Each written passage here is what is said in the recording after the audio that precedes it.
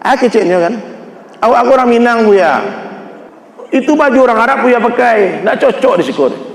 Akhirnya terjadi perdebatan, yang menang yang pro Pak. Akhirnya disuruh ceramah. Di kampung kan biasanya meja di situ, ama-ama sebelah kanan, apa-apa sebelah kiri. Terus tapi ya mama, mohon maaf agak lama proses naik ke atas panggung, ke meja tu, kursi. Karena panitia tidak mengizinkan awak ceramah.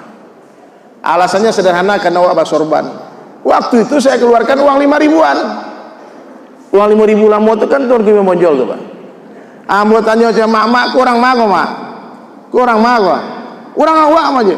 Padang sorbannya pada awak. Udah iya orang awak kira aja. Pak, Bu, jangan lupa di Minangkabau, gua ada pakaian ulama, ada pakaian datu, ada pakaian manti. Beda-beda cara pakaiannya tuh. Ada pakaian pejabat. Akhirnya gua sampaikan, seandainya baginda Rasulullah SAW yang hadir, Allah hidupkan lagi, kemudian datang ke masjid ini, mungkin aku usia Nabi. Nabi basorban, Nabi bajanggui, Nabi bagamis, Nabi batungke. Video selengkapnya bisa ditonton di channel YouTube Pita Ruah Buya.